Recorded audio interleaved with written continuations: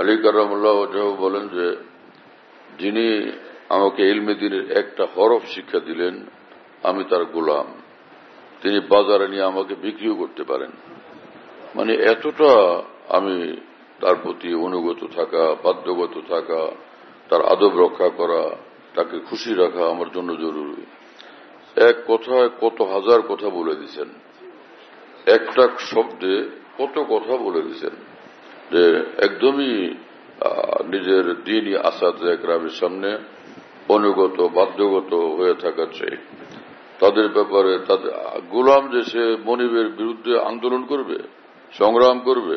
হ্যাঁ, এখন মাদ্রাসার তালিবে ইলমরা উস্তাদদের বিরুদ্ধে শুনি যে আন্দোলন করতেছে, মোহতামিম খেদাও আন্দোলন, অমুক হুজুর খেদাও আন্দোলন, কিছু হলে মাঠে ঘাটের ভিতরে নামে আসা আন্দোলন, মিছিল করা। এই গণতান্ত্রিক দুনিয়া থেকে এটা কি ইসলামী সবক শিখল এরা? হ্যাঁ, নিজের জীবনটাকে ধ্বংসকারী কর্মকাণ্ডে এরা লিপ্ত হয়ে গেছে। এই সকল তামাশা দিয়ে তো ইলমে দ্বীন শিক্ষা করা যাবে না। পণ্ডিতজি হওয়া যাবে পণ্ডিতজি, কিন্তু আলেমে দ্বীন নায়েব রসুল হওয়া কোনদিন সম্ভব হবে না। ইলমে দ্বীন যাদের কাছ থেকে শিখতে হয় তাদের আদব করতে হয়। আমাদের হযরত মাওলানা শামসুল হক ফরিদপুর রহমতুল্লাহ আলাইহি যখন গহরডাঙ্গা মাদ্রাসাতে বসা ছিলেন, তো কামরার মধ্যে বসে আছেন, মাঠের মধ্যে ধুতি পরা এক বৃদ্ধ হিন্দু তিনি আসছেন এবং বলতেছেন যে ভাই শামসু আছে এখানে, শামসু। তো যারা মাঠের মধ্যে ছিলেন আলেম উলামা তারা ভাবলেন যে কোন শামসুকে উনি খুঁজতেছেন। বললেন যে ভাই এই প্রতিষ্ঠানের যে প্রিন্সিপাল শামসু কি নাই এখানে? তারা তো ভীষণ বিরক্ত বোধ করতেছিলেন যারা শুনতেছিলেন। বললেন যে ওই যে প্রিন্সিপালের কামরা। উনি হাঁটতে হাঁটতে সেদিক চলে গেছেন। মাওলানা শামসুল হক ফরিদপুর রহমাতুল্লাহ তাকে দেখে দাঁড়ায় গেছেন এবং তাকে সম্মানের সাথে ভিতরে নিয়ে গেছেন এবং নিজের চাদরটা নিজের রুমালটা বিছায়া তো তাকে বসতে দিছেন এই হিন্দু ভদ্রলোককে।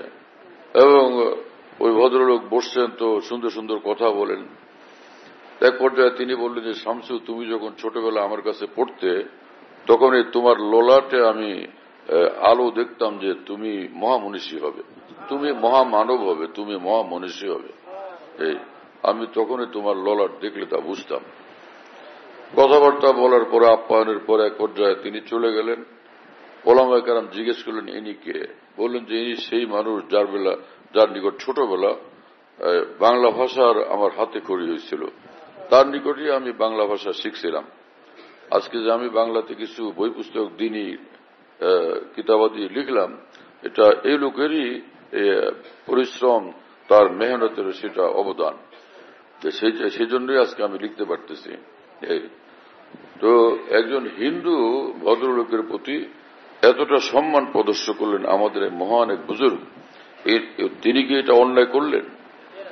অন্যায্য কিছু করলেন? অসুন্দর কিছু করলেন? আপত্তিকর কিছু করলেন? না প্রশংসনীয় একটা কাজ করলেন, অনুসরণীয় একটা কাজ করলেন কিনা? সেই জিনিস আজকে আমাদের মধ্যে কোথায় গেল? উস্তাদের বিরুদ্ধে সমালোচনা, মাদ্রাসার উস্তাদদের বিরুদ্ধে আন্দোলন করা, সংগ্রাম করা, এগুলো আজকে ছেলেপেলেরা কোথা থেকে পেয়ে গেছে। নিজের উস্তাদের ব্যাপারে এরকম করা, ইলমে দ্বীন থেকে একদম সম্পূর্ণ বঞ্চিত হওয়া। হযরত হাকিম মুজাদ্দিদুল মিল্লাত মাওলানা শাহ আশরাফ আলী থানভী রহমতুল্লাহ আলাইহি বলেন, আসমানের নিচে জমিনের উপরে একটা দলিল নেই, এমন একটা মানুষের কোন একটা প্রমাণ নাই যে উস্তাদদের সঙ্গে বেয়াদবি করছে, পরে তার দ্বারা ইলমে দ্বীনের খেদমত হয়েছে, সে আলেমে দ্বীন হয়েছে, ইলমে দ্বীনের খেদমত হয়েছে, কোন প্রমাণ নেই।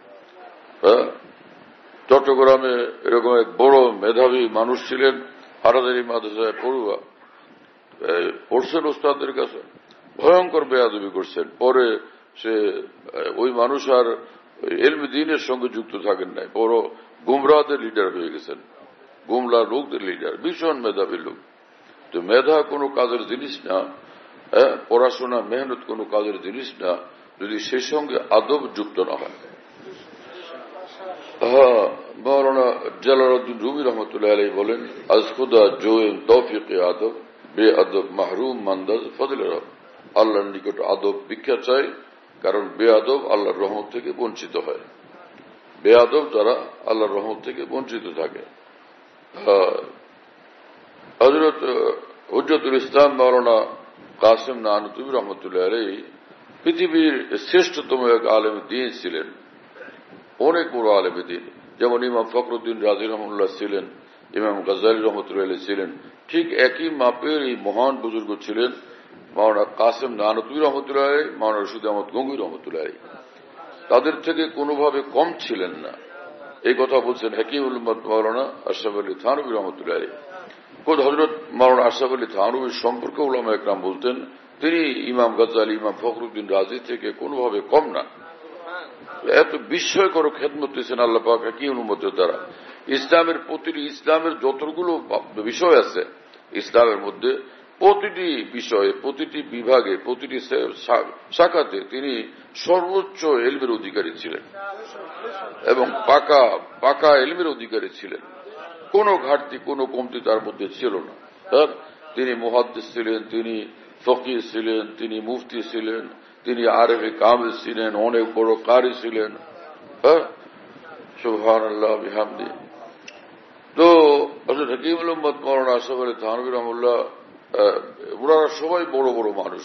মাওলানা কাসেম নানুতুবি রহমাতুল্লাহ, মাওলানা রশিদ আহমদ গঙ্গুই রহমতুল্লাহ আলাইহি, হুজ্জতুল ইসলাম মাওলানা কাসেম নানুতুবি রহমতুল্লাহ আলাইহি সম্পর্কে উলামায়ে দ্বীন লিখছেন যে এত বড় আলিম যে তিনি হলেন, তো তার মধ্যে কয়েকটা কারণ ছিল এত বড় হওয়ার পিছনে। নম্বর 1, ছোটবেলা থেকে তিনি ভীষণ আদবওয়ালা ছিলেন, অনেক বেশি আদবওয়ালা, এবং মশহুর ছিল যে আদব তাকে এত ঊর্ধ্বে উঠেছে, আদব তাকে এত বড় বানাইছে, এত ঊর্ধ্বে উঠেছে। হযরত মাওলানা কাসেম নানুতুবি রহমাতুল্লাহর বিস্ময়কর যে আদব, তার একটা ঘটনা এই যে তার শায়েখ, তার মুর্শিদ হাজী ইমদাদুল্লাহ মুহাজির মক্কি রহমতুল্লাহ আলাইহি একটা কিতাব লিখছেন উর্দুতে। তো সেই কিতাবটা মাওলানা উর্দু হোক ফার্সি হোক, সেই কিতাবটা মাওলানা কাসেম নানুতুবি রহমাতুল্লাহকে মানে নিজের মুরিদ এবং খলিফাকে দেখতে দিয়েছেন। তো উনি দেখতে দেখতে একটা জায়গায় দেখলেন যে বানানটা এটা এই যে বানান হবে সেই বানান এটা না, তাই না? যে বানান হওয়া চাই সেটা হয়নি, বেখেয়াল এরকম হয়ে যায়। তো সেটা উনি নিজের হাতে কাটেন নাই, নিজের হাত দেখতে দিয়েছেন আপনি এখানে ভুল ত্রুটি কোনো কিছু আছে কিনা সংশোধনের জন্য, এডিটিং কারেকশনের জন্য, কিন্তু নিজের হাতে ওটা ওই শব্দের উপর হাত দেন নাই যে কেটে দিলেন, পাশে সঠিকটা লিখে দিলেন, এমনটা করেন না। তিনি ওই শব্দটারে পেন্সিল দিয়া, কাঠ পেন্সিল দিয়ে গোল করে চিহ্ন দিয়েছেন, এক গোল চিহ্ন দিয়ে পরে পাশে সাইডে লিখে দিয়েছেন ইয়ে লফজ মুঝে সমঝ মে নেই আয়া, এই শব্দটা আমি বুঝতে পারিনি। এই ঘটনা বর্ণনা করে হাকিমুল উম্মত মাওলানা আশরাফ আলী থানভী রহমাতুল্লাহ লেখেন যে আপনার ভুল হয়েছে এই কথা বলতে তিনি রাজি হন নাই, এটা সাহস করতে পারেন নাই যে আপনি ভুল লিখছেন, আপনার ভুল হয়েছে, এটা তার জন্য সাহস হয়নি। বরং তিনি বলছেন এই কথা যে ত্রুটি আমার যা আমি বুঝতে পারিনি, আমার কমিয়া আমার ত্রুটি যা আমি বুঝতে পারিনি। হ্যাঁ, নোকসানের নিসবত নিজের দিকে করছেন, নিজের শাইখের দিকে, নিজের দ্বীনি মুরব্বির দিকে করেন নাই। এত আদব ছিল এই মানুষদের মধ্যে। সুবহানাল্লাহ তাআলা বিহামদি, আল্লাহু আকবার। আমাদের উলামায়ে দ্বীনের এই সকল কথা শোনা উচিত, আমাদের উলামায়ে কেরামের সকল কথা শোনা উচিত। যারা মাশায়েখের সঙ্গে সম্পর্ক রাখেন আল্লাহকে পাওয়ার জন্য, তাদের এই সকল কথা জানা উচিত, এগুলো মনে রাখা উচিত যে আদব কি জিনিস। আদব ছাড়া ইলম আসে না, আদব ছাড়া মানুষের মধ্যে দ্বীন আসে না, দ্বীন পয়দা হয় না। যার মধ্যে আদবের কমি, আদবের ঘাটতি, দ্বীন থেকে সে বঞ্চিত থাকে, দ্বীনি জিন্দিগি থেকেও বঞ্চিত থাকে, বহুত দূরে থাকে। আর ফাহমে দ্বীন কখনো নসিব হয় না এই বেয়াদবদের। বেয়াদবরা দ্বীনের কোরআন সুন্নাহর গভীরে কখনো যাইতে পারে না, তাই না? আল্লাহ আমাদেরকে হেফাজত করেন। বেয়াদবের ইলমে দ্বীনের গভীরতা পৌঁছার তৌফিক হয় না। এজন্য যারা আকাবের দ্বীনের সঙ্গে গুস্তাগিকারী, বেয়াদবিকারী, যারা সাহাবা তাবিঈন আকাবের দ্বীনের সঙ্গে গুস্তাগি করতে অভ্যস্ত, তাদের ক্ষেত্রে বেয়াদব, তাদের আদব রক্ষা করে না, ওই বেয়াদবদের কাছ থেকে কোনোভাবে দিন শিখতে নেই, এদের বই পুস্তক পড়তে নেই, এদের বই পুস্তক পড়তে নেই, এদের কোনো কথাবার্তা শুনতে নেই। এরা ইসলামের যত বড় ডক্টর হোক, যত বড় ইতিহাসবেত্তা হোক, যত বড় হুজুর হোক, যত বড় চিন্তাবিদ হোক, তাদের বই পুস্তক থেকে ইসলাম কেউ শিখবেন না। কোন মুসলমান যেন তাদের বই পুস্তকে স্পর্শ না করেন। এদের দ্বারা শুধু উম্মতের ক্ষতি হয়, শুধু দ্বীনের ক্ষতি হয়, দ্বীনের কোনো কল্যাণ হয় না, উপকার হয় না। কিন্তু সমঝদার লোক যারা, যাদের ভাগ্য ভালো, অন্তর যাদের নূরওয়ালা, তারা এটা স্পষ্ট বুঝতে পারেন। আর যারা গুমরাহির অন্ধকারে ডুবে থাকবে, তাদের বুঝবার কোনো তৌফিক নসিব হয় না। তারা খালি বলতে থাকেন যে ইসলামের বড় স্বার্থে এদের সঙ্গে কথা বলা উচিত, এদের সঙ্গে থাকা উচিত, এদের সঙ্গে এক হওয়া উচিত। এগুলো ইসলামের বড় স্বার্থ কি জানে? ইসলামের বড় স্বার্থ হল যে সর্ববিষয়ে মহান আল্লাহর হুকুমের অধীন থাকা, সর্ববিষয়ে দ্বীনের সর্বক্ষেত্রে বা রব্বুল আলমিনের ওহির তাবেদার থাকা, ওহির তাবেদারির বাইরে বিলকুল না যাওয়া। সবচেয়ে বড় ইসলামের বড় স্বার্থ হল ওহির আজমত, দ্বীনের আজমত, আল্লাহ রসুলের আজমত, কোরআনের পাকের আজমত, এবং সে আল্লাহ রসুলের দ্বীন বহনকারী, ওহির এলেম বহনকারী, সে আকাবের দ্বীনের আজমত আদব রক্ষা করে চলা। বড় শর্ত তালাশ করে, বড় শর্ত মনে করে 20-30 জন বা 20-30 লাখ বা 20-30 কোটি একত্রিত হইতে পারা, এটাকে তারা বড় মনে করে। কি যে মানুষেরা, একদল লোক ঘুরে বেড়াইতে থাকে, বলতে থাকে যে আমরা ইত্তেহাদ করব, আমরা সব ঐক্যবদ্ধ হয়ে যাব। ঐক্যবদ্ধ হওয়া কোনো ফরজ? ফেরাউনের সঙ্গে কিসের ঐক্য? নমরুদের সঙ্গে কিসের ঐক্য? আবু লাহাব আবু জাহালের সঙ্গে কিসের ঐক্য? অনুরূপ ভাবে গুমরা লোকদের সঙ্গে কিসের ঐক্য? যারা গুমরা তাদের সঙ্গে কিসের ঐক্য? ভাই ঐক্য করে বেড়াইতেছে। ঐক্য কোনো ফরজ? ঈমান ফরজ, ইসলাম ফরজ, নামাজ ফরজ, রোজা ফরজ, হজ যাকাত ফরজ, হয় না? যেটা ফরজ সেটা করি।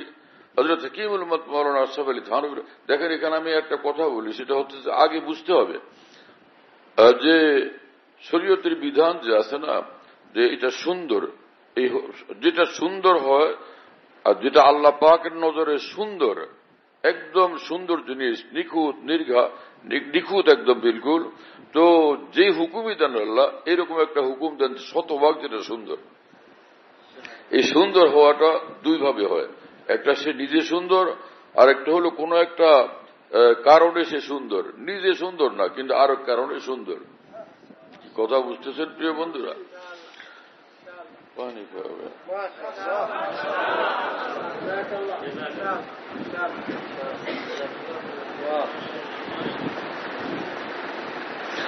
যেমন ঈমান পুরোটাই সুন্দর, এটা নিজেই সুন্দর। কি কথা বুঝতেছেন না? ঈমান সুন্দর, এটা ঈমান নিজেই পুরোটা সুন্দর। এটাকে হাসান লিজাতিহি বলে, এটাকে হাসান লিজাতি বলে। ঈমান একদম নিজেই সুন্দর, নামাজ নিজেই সুন্দর, এটাকে হাসান লিজাতিহি বলে। কি কথা বুঝতেছেন? তো এইভাবে রোজা, হজ, যাকাত, জিকির, তাসবিহ, কোরআনে কারীম, কোরআনে পাকের তেলাওয়াত, এটা নিজেই সুন্দর, সরাসরি নিজেই সুন্দর। এটা হলো হাসান লিজাতিহি, মানে নিজের সৌন্দর্যের ক্ষেত্রে একদম স্বয়ং সম্পূর্ণ। কিন্তু এই যে চাঁদ সুন্দর, ও নিজে সুন্দর না, সূর্যের আলো প্রাপ্ত হয়ে তখন সে সুন্দর। চাঁদ এটা সুন্দর বটে, কিন্তু হাসান লেগাইরি, সে আরেকজনের কারণে সুন্দর, নিজে সুন্দর না। সূর্য সে সরাসরি সুন্দর, নিজেই সুন্দর। হ্যাঁ, সে তার সৌন্দর্যের ক্ষেত্রে সে মুস্তাকিল বিজ্জাত। হ্যাঁ, মুস্তাকিল বিজ্জাত, মুলতাফাত ইলাই বিজ্জাত। তো এ হলো এক সুন্দর। কিন্তু চাঁদ সুন্দর হলো নিজস্ব সৌন্দর্য তার নাই, সে সূর্যের আলো তাকে সুন্দর বানায় দিছে। হ্যাঁ, তো এই যে নামাজ যেরকম সুন্দর, রোজা যেরকম সুন্দর, ঈমান যেরকম সুন্দর, এরকম হজ যেরকম সুন্দর, তেলাওয়াত যেরকম সুন্দর, জিকির যেরকম সুন্দর, এবং সিজদা যেরকম সুন্দর, যে ঐক্যবদ্ধ হওয়া এই কাতারের সুন্দর সে না। ঐক্যটা এই কাতারের সুন্দর না। ঐক্য যদি ইসলামের জন্যই হয়, ইমানের জন্যই হয়, দ্বীনের জন্যই হয়, শরীয়তের জন্যই হয়, আল্লাহ রসুলের সন্তুষ্টির সীমার মধ্যেই হয়, হ্যাঁ, এবং দ্বীনের কোনো ক্ষতির দিকের মধ্যে একদম না থাকে, এইরকম ঐক্য, এরকম ইত্তেহাদ ইত্তেফাক, হ্যাঁ, এটা সুন্দর। আর যেখানে ঐক্য করতে গেলে, যাদের সঙ্গে ঐক্য করা হবে, যেখানে ঐক্যবদ্ধ হইতে গেলে যে ইমানি লাইনে ক্ষতি হবে, ইসলামের ক্ষতি হবে, দ্বীনের ক্ষতি হবে, এর রেজাল্ট দ্বীনের জন্য ক্ষতিকর হবে, ধ্বংসাত্মক হবে, বিপজ্জনক হবে, তো এইরকম ঐক্য ইসলামে সহি না, বৈধই না। যদি বিধর্মীদের সঙ্গে ঐক্য করা হয়, অমুসলিমদের সঙ্গে ঐক্য করা হয়, কিন্তু সেই ঐক্যের দ্বারা মুসলমানদের ক্ষতি হবে না, ইসলামের ক্ষতি হবে না, দ্বীনের উপর কোনো ক্ষতিকর প্রভাব পড়বে না, এটা নিশ্চিত, তখন অমুসলিমদের সঙ্গে ঐক্য করা যায়। কিন্তু মুসলমানদের মধ্যেও যদি এমন লোক হয়, এমন চিন্তাধারার লোক হয়, এমন আমল আখলাক চরিত্রের লোক হয় যেটা ইসলাম দ্বারা গ্রহণযোগ্য না, এবং সেগুলো করতে গেলে সে ইসলামের জন্য, দ্বীনের জন্য পরিণামে সেটা ঝুঁকিপূর্ণ হবে, অনেক বড় ধরনের কোনো ক্ষতি হয়ে যাবে, এই আশঙ্কা প্রবল, তখন সেই ঐক্য সেখানে পরিত্যাজ্য, সেখানে সে ঐক্য করা যাবে না। এরকম ঐক্য, খালি ঐক্য আর ঐক্য করার জন্য, ইত্তেহাদ আর ইত্তেহাদ করার জন্য, ইত্তেফাক আর ইত্তেফাক করার জন্য এরকম সংগ্রাম করতে থাকার কোনো মানে নেই। কথা বুঝুন নাই? এই তো দুনিয়ার লাইনে যারা রাজনীতি করেন বা সামাজিক লিডার, রাজনৈতিক লিডার, তাদের চিন্তা ভাবনার একটা ভিন্ন রং আছে। তারা কোন জিনিসকে কোরআন সুন্নাহর আলোকে যাচাই করে দেখেন না, ইসলামের বিধানের আলোকে যাচাই করে দেখেন না, তারা তাদের জাগতিক নিয়ম নীতির ভিত্তিতে একটা বিষয়কে চিন্তা ভাবনা করেন। যেমন যে নিজেদের মধ্যে ভয়ঙ্কর শত্রুতা, একজন আরেকজনকে পাইলে হত্যা করতেও যেন প্রস্তুত, এমন একটা মানসিকতা নিয়ে তারা আলাদা আলাদা থাকেন, আলাদা আলাদা গ্রুপ, দল, পার্টি করেন। কিন্তু তারপরও যদি তারা এক জায়গায় একসাথে বসতে পারেন, বছরে একবার অথবা 3 বছরে 10 বছরে একবার, তখন তারা এক ধরনের খুশি প্রকাশ করেন, যাই হোক আজকে আমাদের এখানে একটা ঐক্য প্রকাশ পেল, আমরা ঐক্যবদ্ধ হতে পারলাম, এটা আমরা খুশি। এই ঐক্যের দ্বারা এক বিন্দু লাভ নেই। এটা বাহ্যিকভাবে একসাথে বসা হয়, কিন্তু প্রত্যেকের অন্তরাত্মা, চিন্তা, চেতনা সব ভিন্ন, এবং ভিন্ন না, একজন আরেকজনের ঘোর বিরোধী, বরং একজন আরেকজনের প্রতি একদমই শত্রুতার অবস্থানে বর্তমান, একদমই শত্রুতার অবস্থানে। এইটাকে কোনোভাবেই ঐক্য বলা যায় না। এটার সঠিক শব্দ হলো একসাথে বসা।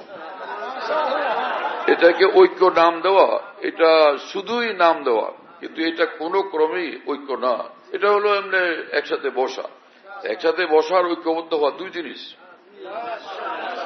ঐক্য বলে তখন যখন সেটা চিন্তা, চেতনায়, নীতি, আদর্শে এক হয়, তখন সেটাকে ঐক্য বলে। কথা বুঝতেছেন না?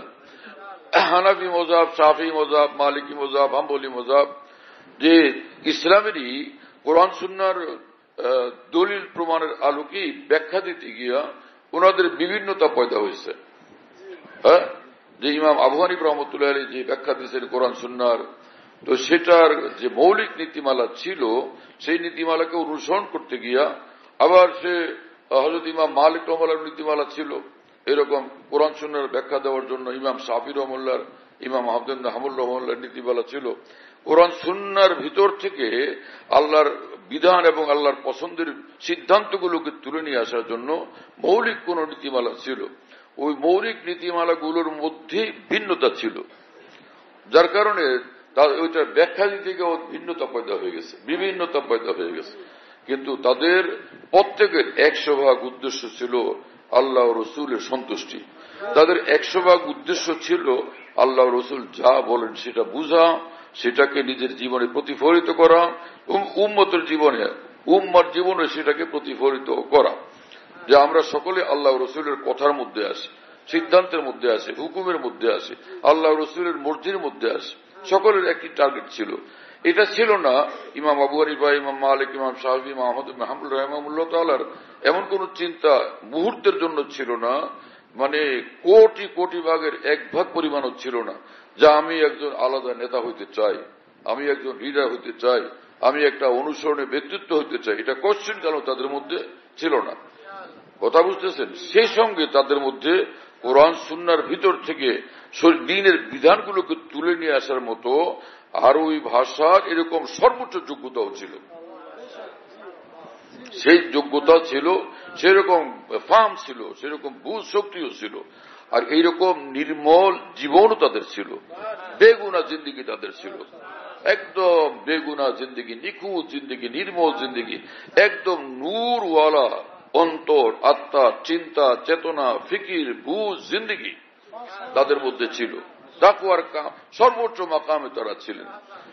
তো এই সবগুলো গুণাবলী সহকারে তাদের মধ্যে যে পারস্পরিক বিভিন্নতা, এটা বিভিন্নতা হইল, কিন্তু তাদের মধ্যে মৌলিক ইত্তেহাদ ছিল, মৌলিক ইত্তেহাদ ছিল, ইত্তেফাক ছিল।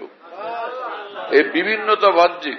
এজন্যই ইমাম আজম রহমুল্লাহর কোন মাসলা মাসাইলের সঙ্গে ইমাম শাফি রহমুল্লাহর মত পার্থক্য থাকা সত্ত্বেও ইমাম শাফি রহমুল্লাহ ইমাম আবু হানিফ রহমতুল্লাহ আলাইহির প্রতি 100% শ্রদ্ধাশীল ছিলেন, এবং ইমাম শাফি রহমতুল্লাহ আলাইহি পরিষ্কার বলতেন যে কিয়ামত পর্যন্ত এই মুসলিম উম্মাহ যে কোরআন সুন্নাহর গভীর বুঝ অর্জনের ক্ষেত্রে, ফিকহের ক্ষেত্রে, হ্যাঁ না, কোরআন সুন্নাহ থেকে মাসলা মাসাইল বের করে নিয়ে আসার যে বের করে নিয়ে আসা বিশাল বড় ফিকহি ভান্ডার, এই ইলমের মহা ভান্ডারের ক্ষেত্রে কিয়ামত পর্যন্ত মুসলিম উম্মাহ ইমাম আবু হানিফার নিকট মুখাপেক্ষী, তার মুহতাজ, তার দ্বারস্থ হইতে বাধ্য। ইমাম শাফি রহমতুল্লাহ এই কথা বলছেন, আন্নাস ইয়ালুন আলা আবি হানিফা ফিল ফিকহ। এবং ইমাম শাফি রহমতুল্লাহ আলাইহি যখন কোন জরুরি এরকম বিষয় হইতো যে আল্লাহ আমার এই বিষয়টা, এই কাজটা যেন হয়েই যায়, এরকম কোন জরুরত আসতো তার সামনে, তখন তিনি বলতেন যে আমি ইমাম আবু হানিফা রহমতুল্লাহর কবর সেখানে যাই এবং ওখানে হযরত ইমাম আবু হানিফা রহমতুল্লাহ আলাইহির কবরের ওখানে আল্লাহর নিকট দোয়া করি, আল্লাহর কাছে চাই, এই ইমামের বরকতে আল্লাহ পাক আমার দোয়া সবসময় কবুল করেন।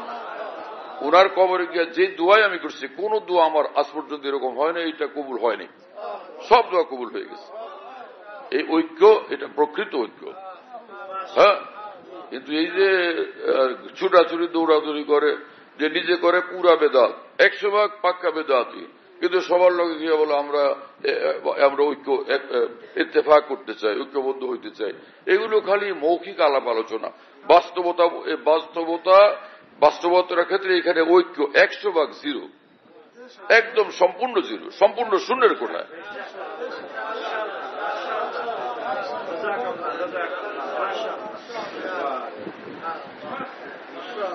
এই কথাগুলো বুঝে আসলে তাহলে এরপরে বলি, হযরত হাকিমুল উম্মত মুজাদ্দিদুল মিল্লাত, ওই হযরত হাকিমুল উম্মতের কথাটা বলার জন্য এটা ছিল ছোট্ট একটা ভূমিকা। আর হযরত হাকিমুল উম্মত মাওলানা আশরাফ আলী থানভী রাহিমাহুল্লাহ বলেন, দ্বীনের কাজের ক্ষেত্রে ঐক্য যদি হয় এটা সবচেয়ে ভালো জিনিস। যদি দ্বীনের জন্য ঐক্য হয় আর এতে দ্বীনেরই লাভ হয়, তাহলে ঐক্য, এটা কাম্য, এটা মতলব, এটা হওয়া চাই। কি কথা বুঝেন নাই? এই ঐক্য এটা হাসান লিগাইরি, মানে আল্লাহ পাকের দ্বীনের জন্য কল্যাণকর বিধায় এই ঐক্য, এটা সুন্দর, এটা কাম্য, এটা গ্রহণযোগ্য, এটা গ্রহণীয়। কথা বুঝুন নাই? কিন্তু যদি ঐক্য করতে গিয়া যে আল্লাহর দ্বীনের ক্ষতি হবে, ইসলামের ক্ষতি হবে, মুসলিম উম্মার ক্ষতি হবে, তাহলে এইরকম ঐক্য পরিত্যাজ্য, এরকম ইত্তেফাক করা যাবে না। বরং তুমি তখন একা একা দ্বীনের খেদমত করো, একদম একা দ্বীনের খেদমত করো। তখন ওই সময় ঐক্য করতে যাও না, যাদের সঙ্গে ঐক্য করতে গেলে দ্বীনের ক্ষতি হবে, দ্বীনের কাজ বাধাগ্রস্ত হবে, তাই না, রেজাল্ট খারাপ হবে। তো এই হলো, তো বোঝা গেল যে ইত্তেহাদ, ইত্তেফাক, ঐক্যবদ্ধ একতা, ঐক্য, এটা হাসান লিআইনিহি না, একদম হাসান লিগাইরিহি, নিঃসন্দেহে। হ্যাঁ, যাদের সঙ্গে একতাবদ্ধ থাকা একদমই ফরজ, সেটা হলো সাহাবা একরাম রাদিয়াল্লাহু তাআলা আনহুমের জামাত। হ্যাঁ, সাহাবা একরাম, তাবিঈন, তাবিঈন রাদিয়াল্লাহু আনহুম, তাদের সঙ্গে একতাবদ্ধ থাকা, তাদের থেকে বিচ্ছিন্ন হওয়া বিলকুল হারাম। সাহাবা, তাবিঈন থেকে বিচ্ছিন্ন হওয়া সম্পূর্ণ হারাম, এবং শুধু হারাম না, ভয়ঙ্কর গুমরাহি। যে সাহাবা, তাবিঈনের বিরোধী, সে গুমরা লোকদের ভিতরে অন্তর্ভুক্ত, বিলকুল গুমরা লোকদের ভিতরে অন্তর্ভুক্ত। আল্লাহ ও রাসূল তাদের পরিণাম সম্পর্কে কথা বুঝতেছেন প্রিয় বন্ধুরা? আল্লাহ আমাদেরকে বুঝার তৌফিক দান করেন। কিসের থেকে কথা আসলো কি জানি। আদব আদব, রে ভাই, আদবের মামলা থেকে শুরু হয়েছে। আল্লাহ তাআলা মাফ করেন, কি সব কথা বললেন। হ্যাঁ, তো কোরআনে পাকের এক আয়াত থেকে কোরআনে পাকের আয়াতের সঠিক অর্থ মর্ম বুঝতে না পারার কারণে অনেক হুজুর মানুষও এরকম মনে করে যে ঐক্য ঐক্য ঐক্য হওয়া জরুরি। এই সেটা হলো যে আল্লাহ পাক কোরআন শরীফে বলছেন, কি সেটা, ওয়াতাসিমু বিহাবলিল্লাহি জামিআন ওয়া লা তাফাররাকু, এই যে তোমরা সকলে আল্লাহর রজ্জুকে মজবুত ভাবে আঁকড়ে ধরো এবং তোমরা পরস্পর বিচ্ছিন্ন হয়েও না। হ্যাঁ, ওলা তাফাররাকু, পরস্পর বিচ্ছিন্ন হয়েও না। এই যে ঐক্যবদ্ধ হওয়া, আল্লাহ পাক বলছেন বিহাবলিল্লাহ মানে কি, আল্লাহর দ্বীনকে মজবুত ভাবে ঐক্য ধরো, তোমরা সকলে জামিয়া, সবাই ধরো। আল্লাহর দ্বীন বলতে কি বুঝায়? ঈমান, ইসলাম, নামাজ, রোজা, হজ, যাকাত, দ্বীনের আমলগুলো, এগুলোকে মজবুত ভাবে আঁকড়ে ধরো। এটা প্রথম নির্দেশ। হ্যাঁ, মূল লক্ষ্য এখানে এটাই যে তোমরা ঐক্যবদ্ধ সকলেই শক্তভাবে মজবুত ভাবে আল্লাহর দ্বীনকে ধরো। তো সেই ঈমান, সেই দ্বীন কি জিনিস? প্রথম হলো আকীদা, বিশ্বাস। যে আকীদা, বিশ্বাস, সহিহ ঈমান আকীদা, এটাকে তোমরা ধরো। হ্যাঁ, যে এই ক্ষেত্রে লা তাফাররাকুর অর্থ কি হবে? সহিহ ঈমান আকীদার বাইরে কেউ থাকবা না। এবং ওয়াতাসিমু বিহাবলিল্লাহ জামিআন এর অর্থ কি হলো? আল্লাহর দ্বীনকে, আল্লাহর রজ্জুকে মানে আল্লাহর দ্বীনকে মজবুত ভাবে ধরো। মানে যেমন নামাজ, তো নামাজ সকলে পড়ো, ওয়ালা তাফাররাকু, কেউ বেনামাজি থাকবা না, কেউ বেনামাজি থাকবা না। এবং ওয়াতাসিমু বিহাবলিল্লাহ জামিআন, তোমরা সবাই আল্লাহর দ্বীনকে মজবুত ভাবে ধরো। মানে রোজা, যেমন দিনের মধ্যে এক জিনিস আছে রোজা, রোজা সবাই ধরো, ওয়ালা তাফাররাকু, খবরদার কেউ বেরোজা থাকবা না। হ্যাঁ না, ওয়াতাসিমু বিহাবলিল্লাহ জামিআন, তোমরা সবাই যেমন দ্বীনের মধ্যে গুরুত্বপূর্ণ এখলাস, এখলাস সকলে ধরো। ওয়ালা তাফাররাকু, এখলাসের বাইরে কেউ থাকবে না। ওয়ালা তাফাররাকু, যে বিভিন্ন হও, যে কেউ কারো এখলাস আছে কারো এখলাস না, সব তোমরা যেন সকলে নামাজওয়ালা, সকলে ঈমানওয়ালা, সকলে এখলাসওয়ালা, সকলে নামাজওয়ালা, সকলে সেজদাওয়ালা, সকলে কাবাওয়ালা, সকলে কিবলাওয়ালা, সকলে কোরআনওয়ালা, হ্যাঁ না, কোরআনের মহব্বতওয়ালা, আল্লাহ রসুলের মহব্বতওয়ালা, সেই এরকম হও। ওয়ালা তাফাররাকু, খবরদার এক্ষেত্রে ব্যতিক্রম যেন আমি না দেখি। তো ওয়াতাসিমু বিহাবলিল্লাহ বুঝতে না পারার কারণে ওয়ালা তাফাররাকু বুঝে না। এত মানে এটাকে কি বলে, যে অত্যন্ত সাথী এবং সরসরি, মানে বিলকুল কোন রকম ভাষা একটু শব্দের অনুবাদটা, শব্দের আরবি শব্দের অনুবাদটা প্রাইমারি স্টেজে একটু একটু বুঝে আসছে, অন্ধের মতো। অন্ধ যেরকম লাঠি ধরে হাঁটে, এরকম একটু একটু শাব্দিক অর্থটা বুঝে আসছে, অন্ধের লাঠি ধরে হাঁটার মতো। আর এইটাকে দিনের চূড়ান্ত ভুল, চূড়ান্ত জ্ঞান মনে করে এইটাকে ভিত্তি বানায় চিৎকার আর চিৎকার করতে থাকে লোকেরা। হ্যাঁ, এই আয়াতে পাকের এই অর্থ হলো সব মিল্লা, সবগুলো আবু জাহাল, আবু লাহাব যা আছে সবগুলো নিয়ে একসাথে হইয়া তোমরা দিনের কাজ করো। এই কথা থোড়াই বলছেন আল্লাহ পাক এই আয়াতে পাকের মধ্যে। এই আয়াতে পাকের মধ্যে আল্লাহ পাক তো বলছেন, তোমরা যারা দ্বীন ঈমান ওয়ালা, তো আমার বান্দারা তোমরা সকলে দ্বীনকে ধরো, ঈমানকে ধরো, ইসলামকে ধরো।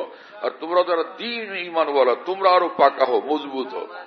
তো সব মানুষদেরকে আল্লাহ পাকের কোরআনকে, আল্লাহর দ্বীনকে, ঈমানকে, ইখলাসকে একদম 100% মজবুত ভাবে আঁকড়ে ধরার নির্দেশ করছে রব্বুল আলামিন।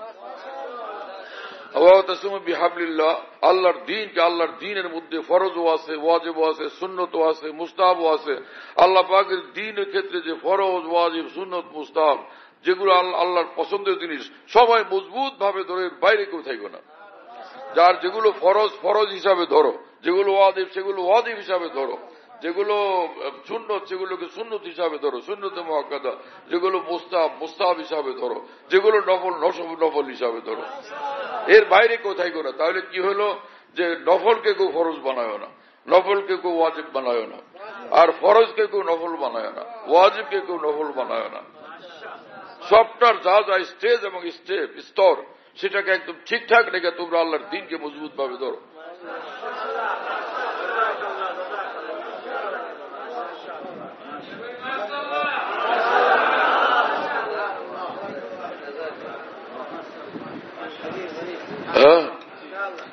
তো ওয়াতাসিমু বিহাবলিল্লাহ জামিয়া ওয়ালা তাফাররাকু। বিহাবলিল্লাহ মানে আল্লাহর দ্বীন, আল্লাহর কোরআন, আল্লাহর দ্বীন একই বিষয় হলো। তো আল্লাহর দ্বীনের মধ্যে এক জিনিস হলো তাকওয়া। তাকওয়া মানে বেগুনাহ জিন্দেগি বানানো। বেগুনাহ জিন্দেগি বানানোর ক্ষেত্রে কেউ ভিন্ন ভিন্ন অবস্থানে থাকবে না। সবগুলো যেন চোখে ইবাদত করো, সবগুলো জবানে ইবাদত করো, সব বান্দারা একদম সব গুনাহ ত্যাগ করো। গুনার সঙ্গে কারো কোনো যুক্ততা সম্পৃক্ততা যেন আমি না দেখি।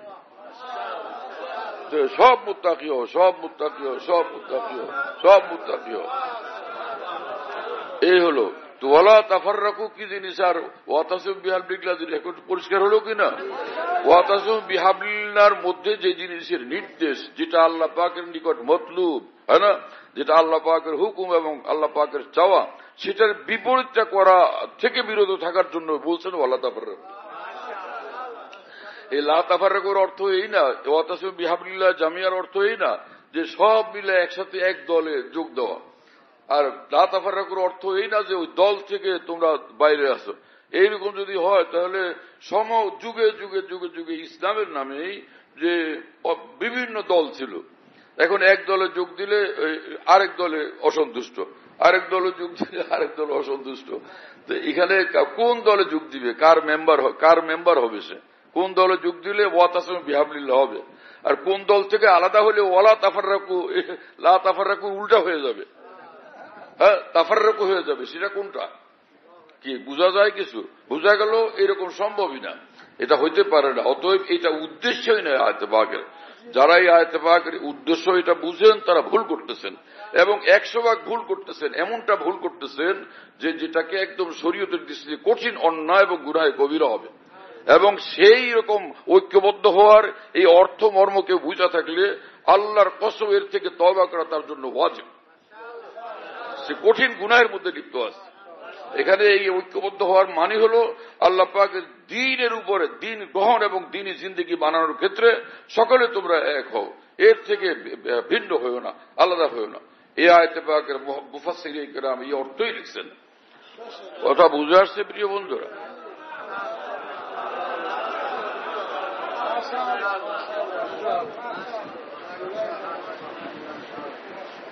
হ্যাঁ, তো কথা তো চলতেছিল আদবের।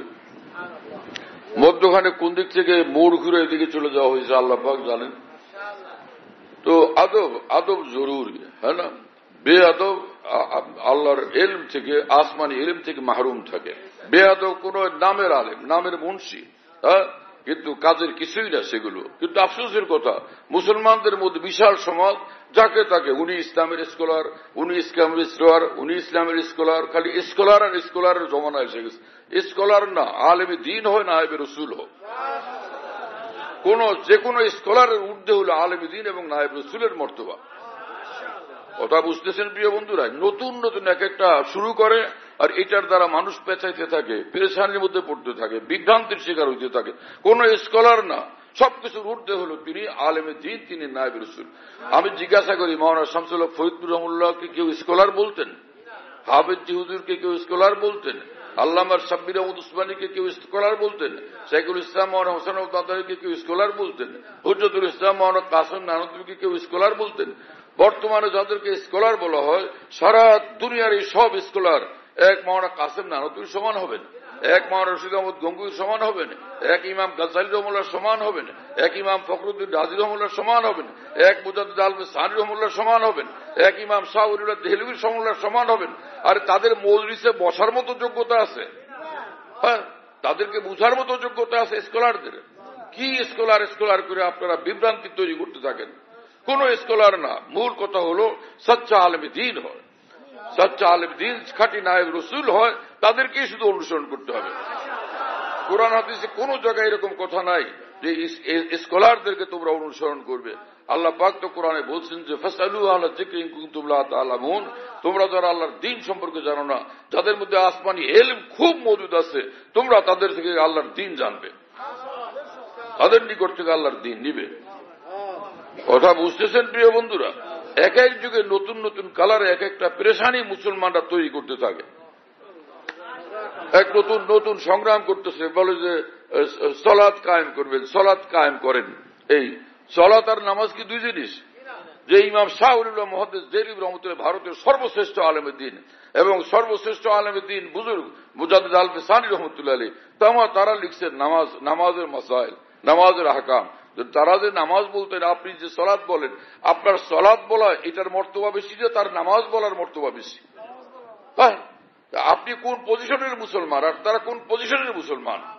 আপনি যে নামাজ সালাত চিৎকার করতে থাকেন, তো আপনি কি কোরআন শরীফ তেলাওয়াত করতেছেন? আপনি তো আপনার ভাষায় কথা বলতেছেন যে মানুষদেরকে নামাজে রাখতেছেন। সে আপনি সালাত কায়েম করার দ্বারা কত ঊর্ধ্বে উঠলেন। আর ইমাম শাহ ওলিউল্লাহ দেহলভী, শাহ আব্দুল আজিজ দেহলভী এবং মুজাদ্দিদ আল ফিসানীর মতো এত বড় মানুষরা সেই সালাতের অনুবাদ নামাজের দ্বারা করার দ্বারা দ্বীনের ক্ষেত্রে কতটুকু ক্ষতিগ্রস্ত হয়ে গেছেন। কিসের শিক্ষা দেন মুসলমানদেরকে? রাসূলুল্লাহ সাল্লাল্লাহু আলাইহি ওয়াসাল্লাম তো নিজেও যে আরবি ইসলাম প্রচার করতে গিয়া তিনি আরবি ভাষার ক্ষেত্রে সে আরবদের বাইরের ভাষা, অনারব ভাষাও তিনি ব্যবহার করছেন। রাসূলুল্লাহ সাল্লাল্লাহু আলাইহি ওয়াসাল্লামের নিকট এক লোক গেছেন যে অনারব দুনিয়া থেকে, এই ফার্সির দুনিয়া থেকে, যার নাম ছিল আবু শাহ। রাসূলুল্লাহ সাল্লাল্লাহু আলাইহি ওয়াসাল্লাম বলছেন, উকতুবু লি আবি শাহ, আবু শাহকে তোমরা এই হাদিস লিখে দাও। কি কথা বুঝুন নাই? খোদ কোরআন শরীফের ভিতরে আরবি না এরকম শব্দ বহুত আছে, হাদিস শরীফের মধ্যে আরবি না এরকম শব্দ বহুত আছে। যেমন এক শব্দ আছে কোরআন শরীফে, জিনু বিল কিসতাসিল মুস্তাকিম, তোমরা ওজন করো যে মুস্তাকিম মানে একদম সঠিক, আর কিসতাস মানে কি মিজান। কিসতাস মানে হলো মিজান মানে পাল্লা, সঠিক পাল্লা দিয়ে তোমরা ওজন করো। আল্লাহ পাক কোরআন শরীফে বলছেন।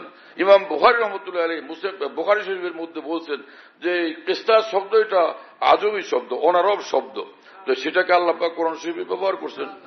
তো অনারব শব্দ ব্যবহার করা যাবে না ইসলামের প্রচারের জন্য, এটা কোন কিতাবে তুমি পাইছো? সেই কিতাবের নামটা কি? সেই কিতাবের নাম কি? সেটার নাম শোনাও। কোন ইমাম বলছেন তোমাকে এই কথা? ইমাম মালিক রাহমাতুল্লাহ, ইমাম শাফি, ইমাম মাহমুদ ইবনে হাম্বল, ইমাম আবু হানিফা রাহিমাহুল্লাহ তাআলা, অথবা কোন সাহাবী বলছেন এই কথা? কোথায় পাইছে সকল কথাবার্তা? একদিকে যে জুমার নামাজের খুতবা, ঈদের নামাজের খুতবা দিতেন সাহাবা একরাম রাদিয়াল্লাহু তাআলা আনহুম, রাসূলুল্লাহ সাল্লাল্লাহু আলাইহি ওয়াসাল্লাম, সাহাবা, তাবেঈন, তাবেঈন, সমস্ত উলামায়ে দ্বীন তারা জুমার খুতবা দিতেন আরবিতে, ঈদের খুতবা দিতেন আরবিতে। তোমরা সেটা শুরু করছো বাংলাতে আর ইংরেজিতে। হ্যাঁ, আবার এখানে নামাজ ওটাকে আবার আরবি বানাইতেছ। দুইটার মধ্যে কোনো মিল আছে? দুই কথার মধ্যে কোনো যৌক্তিকতা আছে? হ্যাঁ, বুঝা গেল তুমি নফসের গোলামিতে আক্রান্ত, শুধুই নফসের গোলামিতে আক্রান্ত। নিজের এই ল্যাংড়া লুড়া আন্ধা কানা চিন্তা ভাবনার অনুসরণের মধ্যে তুমি আক্রান্ত। দ্বীনের অনুসরণ করতে হলে আকাবের দ্বীনের অনুসরণ করতে হবে। বয়ানটির পরবর্তী অংশের লিঙ্ক প্রথম কমেন্টে রয়েছে।